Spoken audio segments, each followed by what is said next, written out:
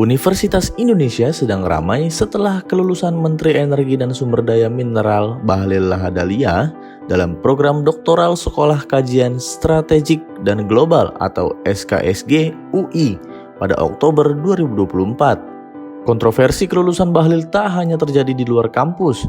Di dalam kampus, suara-suara penolakan atas gelar Dr. Bahlil pun amat kencang.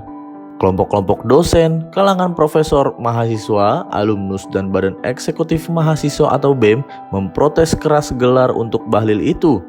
Bahkan, BEM UI memampang spanduk-spanduk bertuliskan jasa kilat gelar akademik dengan foto bergambar wajah Bahlil. Bahlil Lahadalia mendapat gelar doktor dari SKSG UI setelah menjalani sidang terbuka pada 16 Oktober 2024.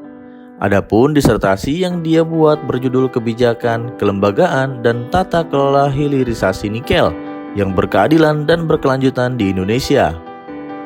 Mantan Menteri Investasi atau Kepala BKPM itu menyelesaikan pendidikannya selama 2 tahun.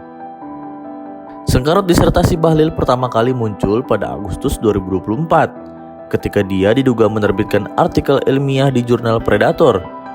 Bahlil menerbitkan 2 artikel mengenai penghiliran atau hilirisasi nikel di 2 jurnal, Crude Studies of Migration Letter, sedangkan kedua jurnal tersebut telah berstatus discontinue sejak 2022.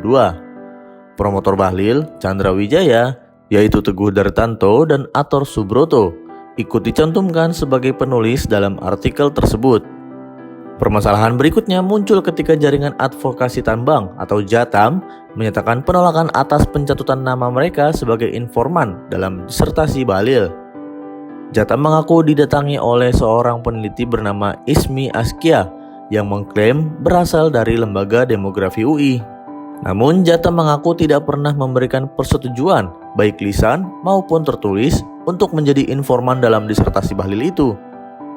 Peneliti JATAM, Dini Pramita, mengatakan mereka secara tegas menolak penghiliran nikel. Sedangkan kata dia, disertasi Bahlil secara umum menyatakan penghiliran nikel membawa dampak kesejahteraan bagi masyarakat. Lewat perdebatan yang cukup sengit, rapat akhirnya memutuskan 3 butir kesimpulan. Pertama, kelulusan Bahlil ditangguhkan. Kedua, Dewan Guru Besar UI akan melakukan sidang etik terhadap potensi pelanggaran yang dilakukan dalam proses pembimbingan mahasiswa program doktor di SKSG. Ketiga, UI menunda sementara penerimaan mahasiswa baru di SKSG hingga audit terhadap tata kelola dan proses akademik SKSG selesai dilaksanakan. Guru Besar Fakultas Ilmu Budaya UI, Maneke Budiman, menilai setidaknya ada 3 kejanggalan dalam proses penyusunan dan pengujian disertasi Bahlil. Kejanggalan pertama adalah dugaan pelanggaran etika dan prosedur dalam pelaksanaan riset. Dia menilai pencatutan JATAM sebagai pelanggaran etika akademik yang serius. Kedua, Maneke menyoroti kejanggalan SKSG dalam mengawasi proses pembimbingan sehingga ada kelalaian dari pihak UI. Ketiga, Maneke menyoroti masa studi yang ditempuh Bahlil secara singkat. Menurut dia, seorang mahasiswa harus menempuh setidaknya 4 semester sebelum bisa diuji tugas akhirnya. Dugaan publikasi di jurnal Predator sempat dibantah oleh promotor Bahlil, Teguh Dartanto, dalam keterangan resminya pada 21 Oktober 2024. Menurut dia, publikasi di kedua jurnal tersebut murni karena ketidaktahuan karena masih terdaftar dalam database jurnal ilmiah internasional Scopus. Teguh juga mengklaim Bahlil telah memenuhi syarat 3 publikasi. Soal waktu pendidikan yang singkat, Teguh mengatakan Bahlil sudah menempuh seluruh proses yang diperlukan untuk maju ke tahap promosi. Sementara itu, Kepala Biro Humas dan Keterbukaan Informasi Publik UI, Amelita Lucia, mengatakan Bahlil tercatat sebagai mahasiswa SKSG UI pada 2022.